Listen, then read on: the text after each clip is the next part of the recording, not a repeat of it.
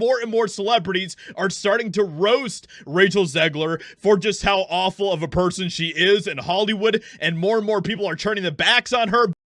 Disney's live-action Snow White remake began like a hopeful fairy tale, an iconic story reimagined for a modern audience. But as rumors of plunging box office forecasts and backstage drama surfaced, the entire production took a sharp turn into controversy. Then came the real bombshell. Reports suggest Rachel Zegler was summoned to an emergency sit-down with Disney's top legal team over breaches tied to her public statements, a meeting rumored to be worth as much as $200 million in potential damages or contract disputes. Suddenly, what started as a push for a bold, progressive update turned into a high-stakes standoff that could redefine how Disney and Hollywood at large handle star-driven controversies. At the heart of the firestorm lies a war of words. Zegler's outspoken criticism of the 1937 original, her highly charged political tweets, and the harsh condemnation from Jonah Platt, whose father produced the film. Now, insiders and fans alike are left asking, how could one of Disney's most cherished fairy tales unravel so completely?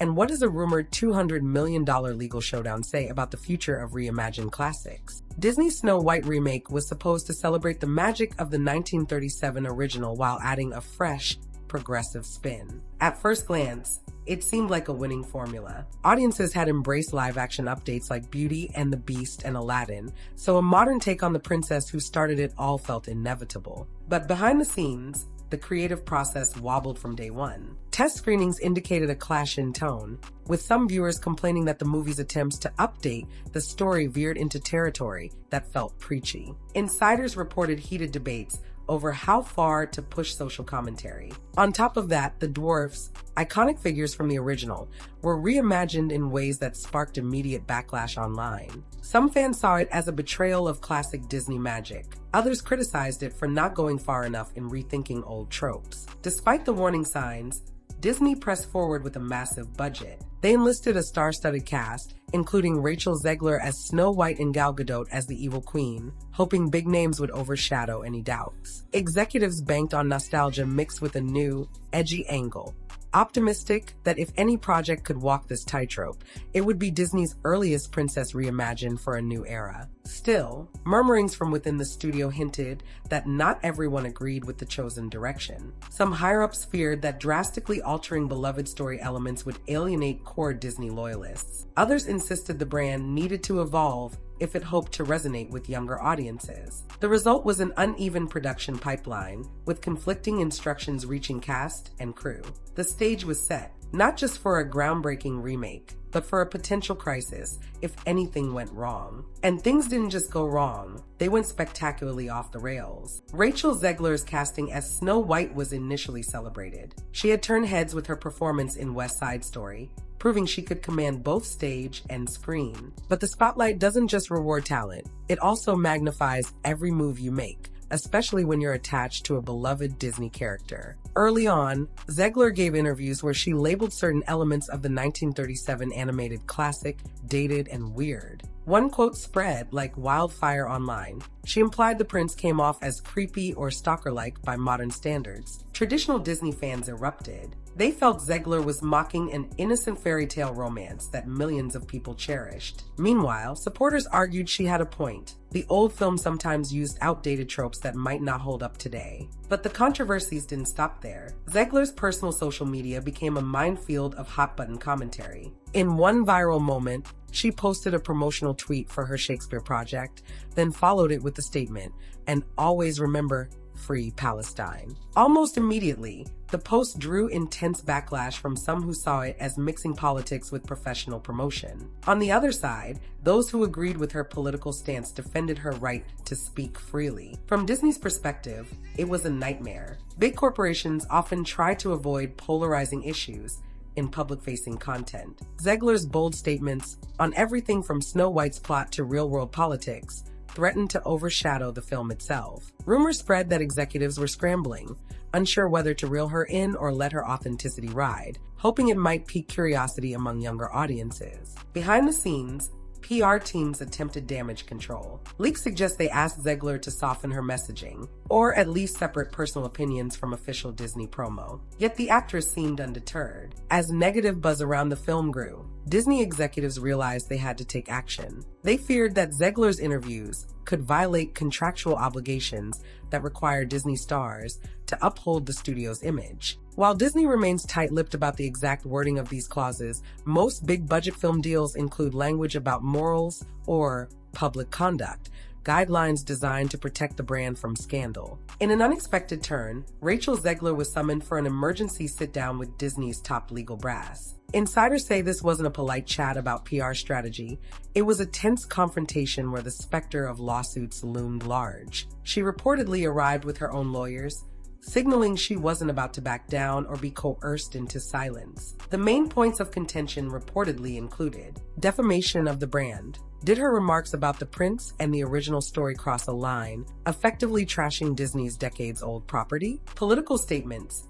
Were her public stances on controversial issues dragging the studio into unwanted territory? Contractual breaches. Did her outspoken behavior violate non-disparagement clauses that often appear in Disney star contracts? For Disney, the stakes are enormous. This isn't just about one film or one actress. It's about preserving the integrity of a brand that's nearly a century old. Inside sources suggest that Bob Iger himself kept a close eye on this meeting, worried it might spiral into a full-on legal war.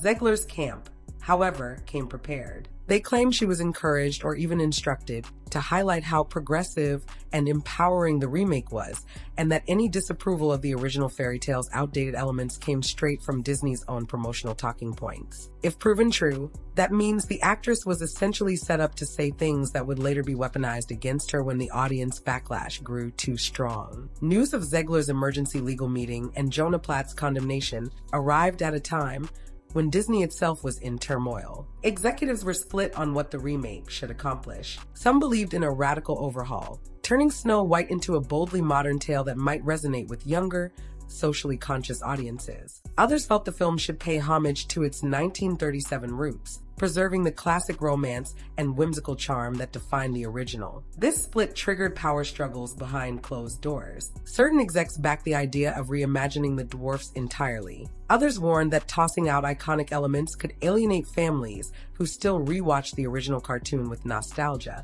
Some wanted the cast to advocate progressive themes in interviews, while others insisted that any political stance would risk controversy. The result was a volatile mix of clashing agendas, each group trying to steer the film's marketing in a different direction. By the time it was ready for theatrical release, Snow White felt neither wholly traditional nor fully modern, caught in a confusing limbo that satisfied almost no one. Critics pounced, audiences stayed away, and the numbers at the box office were so low they triggered panic among Disney shareholders. Now, with the film's poor performance, everyone was looking to assign blame. For those who believed in the updated vision, it was the lack of full-throated support from conservative executives that hamstrung the project. For the more traditional wing of the studio, it was the film's departure from beloved storylines and an actress who repeatedly dissed the source material that turned fans off. Each side accused the other of sabotage. The meltdown became a perfect storm of misguided decisions, incomplete follow-through,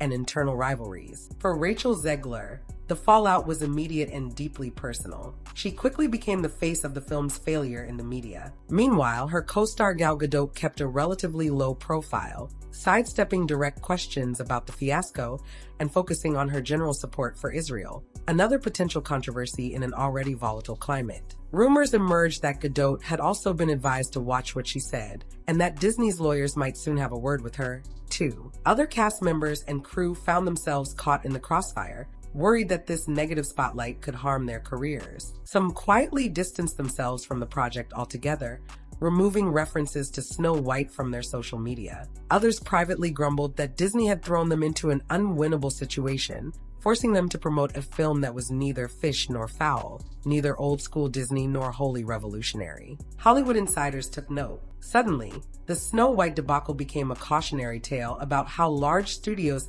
handle potential controversies. Instead of a triumphant reboot, Disney had a reputational mess that might make A-list talent think twice before signing on to reinterpret classic stories. After all, if a beloved property like Snow White could become mired in messy legal battles and blame games, what's to stop the same thing from happening on the next remake? It wasn't just Disney that felt the pressure. Competing studios watched with a mix of fascination and dread. Everyone knew that decades-old classics were prime material for remakes, reboots, or sequels. But now, the fiasco signaled that modernizing iconic stories comes with major risks, and that one outspoken cast member can shift the entire narrative overnight. When a project as significant as Snow White crumbles, the ripples extend far beyond one film. Over the years, Disney has built a reputation on family-friendly storytelling that spans generations. But the controversies swirling around their attempt to modernize a cornerstone classic have left that legacy on shaky ground. Fans who grew up with the 1937 version feel betrayed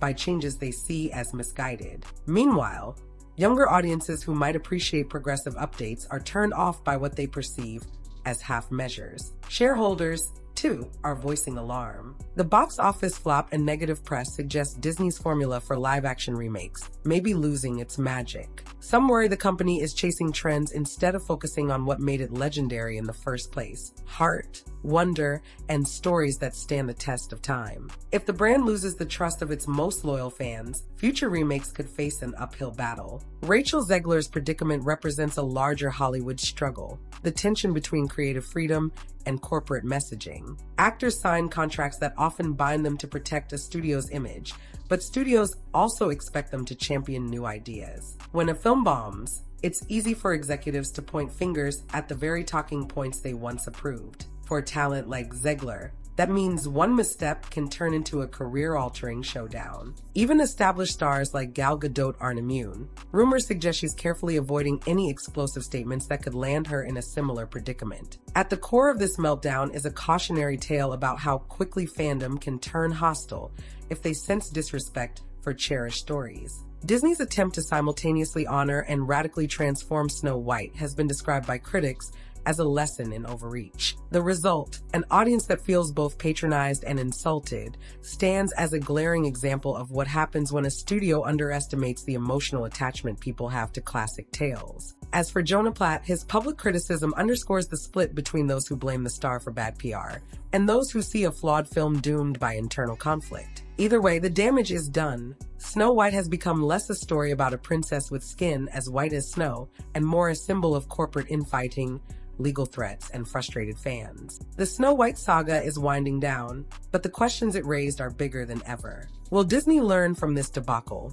recalibrate its approach, and find a respectful way to modernize beloved classics without alienating the people who treasure them? Or will it continue down a path of risky overhauls and studio spin, pinning blame on stars when public opinion sours? For Rachel Zegler, the outcome of this legal standoff could define the next chapter of her career. If the leaked emails prove she was following orders, it might vindicate her, but at the cost of burning bridges with a media giant. If Disney doubles down, she could become a cautionary footnote, an actress remembered less for her talent and more for being caught in a whirlwind of conflicting agendas. In the meantime, fans are left wondering what version of Disney will emerge from this fiasco: the brand that once symbolized wholesome family entertainment, or a corporate behemoth that struggles to balance tradition with modern sensibilities and can't stop its internal battles from spilling into the public eye. Wherever you land, the Snow White remake has sparked a conversation that won't end anytime soon.